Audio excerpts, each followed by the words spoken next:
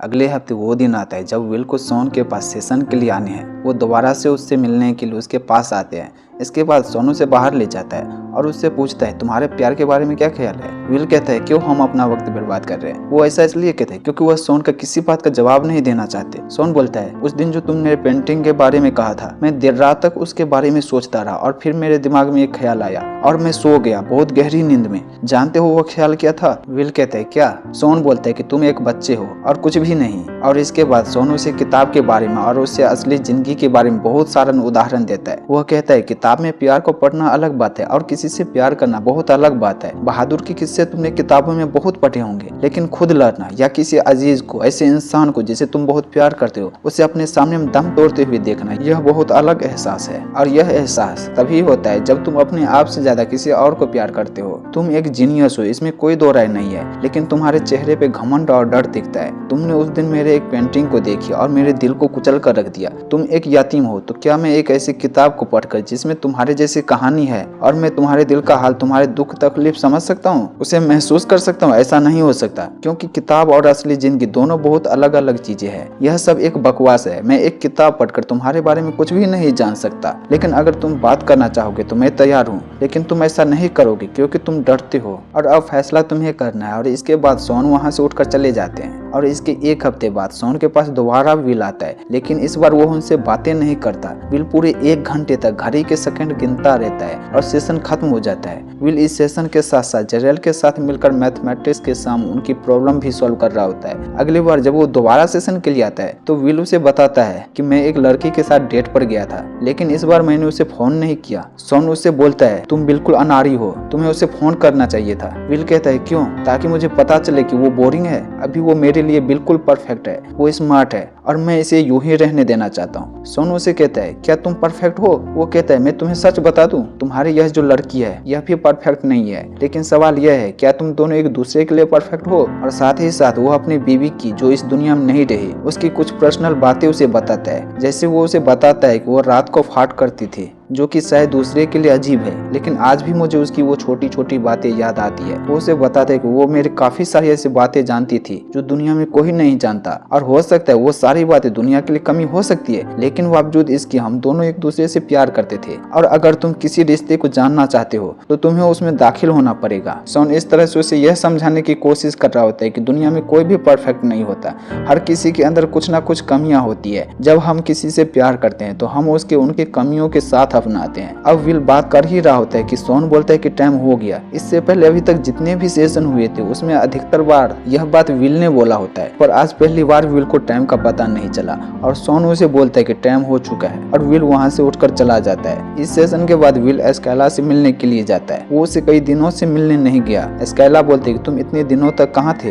वो कहता है मैं काम में बिजी था। इसके बाद ये दोनों घूमने जाते हैं और ये मुलाकात स्काइला के साथ उसकी बहुत अच्छी होती है। और विल स्काइला से मिलने इसलिए आता है क्योंकि शॉन की बात का उसके दिल और दिमाग पर गहरा असर हुआ था। अब दोबारा वो दिन आता है जब उसका शॉन के साथ सेशन है और वो दोनों एक बार फिर से बात करना शुरू करते हैं। विल शॉन से पूछता है तुम्हें कब एहसास हुआ कि तुम अपनी पत्नी से बहुत प्यार करते हो और यह वही है जिसके साथ तुम अपनी पूरी जिंदगी गुजार सकते हो? शॉन बोलता है कि अक्टूबर 21, 1975 वर्ल्ड सीजन के दिन। यह उस सीरीज का 6th मैच था और ये एक हिस्टोरिकल मैच था। मैं अपने दोस्तों के साथ पूरी रात टिकट काउंटर पे खड़ा रहा और हम सबको टिकट मिल गए। विल हैरानी से बोलता है क्या तुम्हें उस हिस्टोरिकल मैच का टिकट मिल गया? तुम उसका हिस्सा थे? शॉन कहते हैं कि अगले दिन हम बार में बैठकर मैच शुरू होने का इंतजार कर रहे थे और तभी वो अंदर आई, यानी कि नैन्सी, जिसे मैंने शादी की, और मैं तो उसे देखता ही रह गया। और फिर मैच शुरू हो गए। ये एक ऐतिहासिक मैच था। 35,000 लोग चीख रहे थे, चिल्ला रहे थे। विल कहता है मुझे यकीन नहीं होता तुम उस मैच के हिस्सा थे। उस वक्त तुम ग्राउंड में थे। शॉन बोलता है कि मैं ग्राउंड में गया ही नहीं, बल्कि मैं नैन्सी के साथ बार में ही बैठा रहा। मैंने अपने दोस्तों को बोला कि मैं मैच देखने नहीं आ सकता। इस बात से विल हैरान हो जाता है। वो कहते हैं तुमने इतने बड़ा मैच छोड़ दिया सिर्फ एक ऐसे लड़की के लिए जिससे तुम कभी मिले नहीं थे? तुम्हारे दोस्त ने तुम्हें छोड़ कैसे दिया? शॉन कहते हैं उन्होंने मेरी आंखों में सब देख लिया। विल कहते हैं तुम मजाक कर रही हो। शॉन कहते हैं नहीं, मैं मजाक नहीं कर रहा। मैं किसी ऐसे लड़की के बारे में बात नहीं कर रहा जिसे मैं 20 साल पहले मिला और हमेशा मलाल करता रहा। मैंने उसके लिए गेम छोड़ा। मैं नैन्सी के साथ 18 साल रहा, खासतौर पर उसके आखिरी के वो 6 साल जब वो बीमार हो गया और मुझे अपनी थेरेपी छोड़नी पड़ी, या आखिरी के वो 6 महीने जब वो बहुत सीरियस हो गए थे। मुझे किसी बात का कोई मलाल नहीं, खासतौर उस गेम को छोड़ने का। दरअसल शॉन विल को अपनी जिंदगी के एक्सपीरियंस बताकर प्यार, अपनापन, सच्चाई, रिश्ते, इन सब के बारे में समझा रहा होता है, क्योंकि वो जानता है अगर वो विल से किताबी भाषा में बात करेगा तो वो उसे नहीं जीत सकता, क्योंकि वो बहुत शार्क होता है। इसके बाद विल स्काइला से लगातार मिलता है और विल और स्काइला के रिश्ते और भी गहरे और भी नजदीक होना शुरू हो जाती है। ये सब शॉन की वजह से हो रहा होता है। अब प्रोफेसर जेरल शॉन से मिलने के लिए आता है। वो उससे पूछता है तुम्हारी थेरेपी कहाँ तक पहुंची है, तुमने विल को उसके फ्यूचर के बारे में पूछा कि नहीं। शॉन बोलता है नहीं, बातचीत अभी वहाँ तक नहीं पहुंची। जेरल बोलता है कि उसको मैथमेटिक्स के बहुत बड़े बड़े ऑफर आ रही है। दरअसल जेरल चाहता है कि विल अपनी जिंदगी में कोई मकाम हासिल करे, क्योंकि वो जीनियस है। वो शॉन को कहता है कि हमें टाइम वेस्ट नहीं करना चाहिए। मैंने अपने 30 साल तक मैथमेटिक्स की, फिर मुझे फील्ड मेडल मिला। शॉन बोलते हैं शायद उसे वो नहीं चाहिए जो तुम्हें चाहिए था, उसे सोचने का वक्त, तो अभी वो इन चीजों के लिए तैयार नहीं है। जेरल बोलता है कि मैंने उसके लिए एक बहुत बड़ी कंपनी में इंटरव्यू कंडक्ट करवाया है, और यह कहकर वो वहाँ से चला जाता है। लेकिन विल अपने दोस्त को उस इंटरव्यू में विल बनाकर भेज देता है, क्योंकि वो जॉब नहीं करना चाहता, वो इसके लिए तैयार नहीं है। विल इसके बाद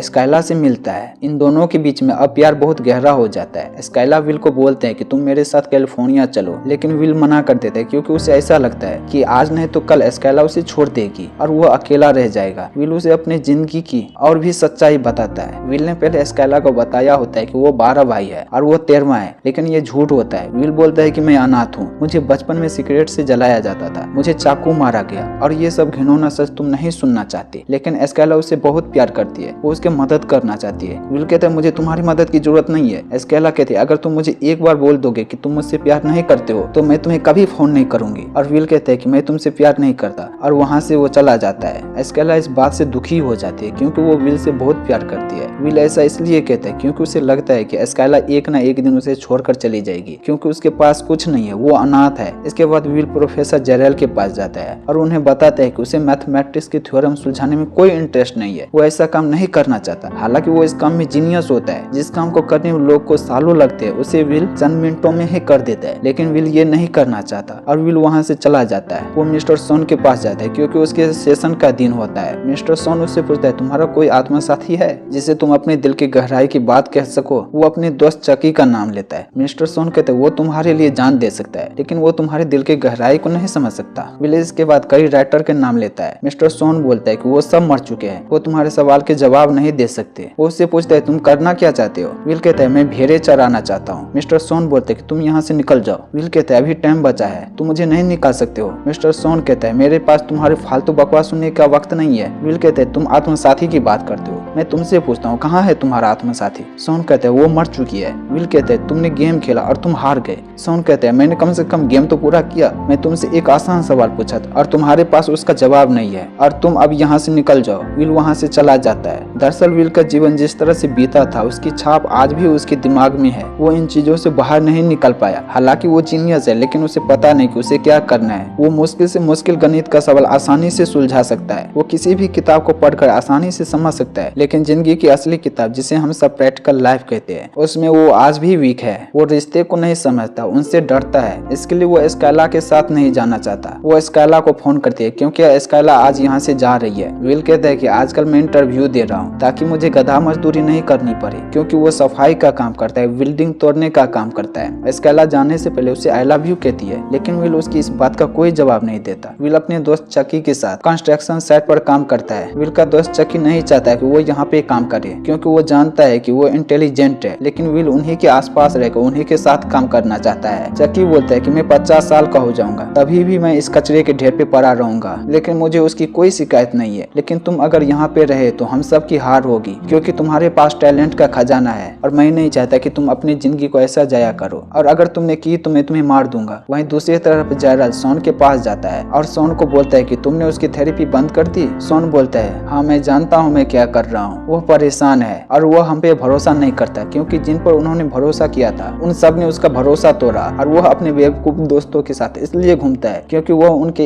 एक इशारे पे तुम्हारा सर फोड़ सकता है, और इससे पहले कोई उसे छोड़े वो उसे छोड़ देता है। ये एक बचाव का तरीका है, और इसीलिए वो पिछले 20 साल से अकेला है, और अगर हमने उसे ज्यादा पुश किया तो हम उसे खो देंगे, और ऐसा मैं बिल्कुल भी नहीं होने दूंगा। इसके बाद इन दोनों के बीच में विल को लेकर काफी बहस होती है, और इन दोनों के बीच में जब आर्गुमेंट हो रहे होते हैं तभी वहाँ पे विल विल आ जाता है और इसके बाद जेरेल वहाँ से चला जाता है। विल शॉन से मिलता है। दरअसल शॉन ने उसकी आज तक की थेरेपी के मुताबिक उसकी रिपोर्ट तैयार की होती है। उसमें विल की कुछ ऐसे फोटोज भी होते हैं जिसमें वो चाइल्ड अब्यूज का शिकार होता है। विल शॉन से पूछता है क्या तुमने अपनी जिंदगी में ये सब कुछ महसूस किया है जो मैंने किया। शॉन बताता है कि हाँ, मेरे पिताजी जबरदस्त पिया करते, वो बहुत शराब पीते थे और घर आकर वो किसी न किसी को मारना चाहते थे। मैं अपनी माँ और छोटे भाई को बचाने के लिए उन्हें उकसाता था। विल कहता है मेरा सौतेला बाप टेबल पर बेल्ट और बेत रख देता था और बोलता था चुन लो। शॉन कहता है कि मैं बेल्ट चुनता। विल कहता है कि मैं हमेशा बेत चुनता था ताकि वो अपनी पूरी भड़ास निकाल ले। विल कहता है तुमने मेरे फाइल में यही लिखा है ना कि मुझे अटैचमेंट डिसऑर्डर है। विल कहता है हाँ, कुछ ऐसा ही लिखा है। वो शॉन को ये भी बताता है कि मैं स्केला से अलग हो गया। शॉन कहता है तुम अलग हो गए, क्या तुम बताना चाहोगे। विल कहता है नहीं। इसके बाद शॉन उसे कहता है इसमें तुम्हारा कोई गलती नहीं और जो कुछ तुम्हारे साथ हुआ उसमें तुम्हारा कोई गलती नहीं है। और इसके बाद विल शॉन के गले लगकर बहुत रोता है और इसके बाद विल मजदूरी का काम छोड़ के जेरेल के सिफारिश एक कंपनी को ज्वाइन कर लेता है और ये बताने के लिए वो शॉन के पास आता है। शॉन उसे कहता है अब मैं छुट्टियां मनाने बाहर जा रहा हूँ, अगर तुम्हें कभी भी मेरी जरूरत हो या बात करनी हो तो मेरे ऑफिस के नंबर पे कॉल कर लेना, मैं तुम्हें कॉल बैक जरूर करूंगा। और इसके बाद विल जाने लगता है। शॉन कहता है गुड लक सन और विल चला जाता है। इसके बाद विल का जन्मदिन आता है और उसके जन्मदिन पर उसके तीनों दोस्त उसे पुरानी गाड़ी गिफ्ट करते हैं और उसके साथ विल बहुत एंजॉय करता है। हालांकि उसके दोस्त नकारा है, गरीब है, लेकिन विल को उसकी कंपनी बहुत पसंद है। और अंत में ये दिखाया जाता है कि विल एक लेटर लिखता है और ये लेटर मिस्टर शॉन के नाम होता है। और जब मिस्टर शॉन उस लेटर को पढ़ते हैं तो उसमें लिखा होता है अगर प्रोफेसर जॉब के बारे में पूछे तो उससे कहना आई एम सॉरी, मैं वो जॉब नहीं कर सकता क्योंकि मुझे एक लड़की से मिलने जाना है। दरअसल प्रोफेसर के थेरेपी से विल बहुत हद तक रिकवर हो चुका होता है, इसलिए उसके दिल में जो रिश्ते का डर होता है उसे वो काफी हद तक निकल चुका होता है और वो इसलिए स्केला से मिलने के लिए न्यूयॉर्क जा रहा होता है। और इसी के साथ ये फिल्म यहीं पे खत्म हो जाती है।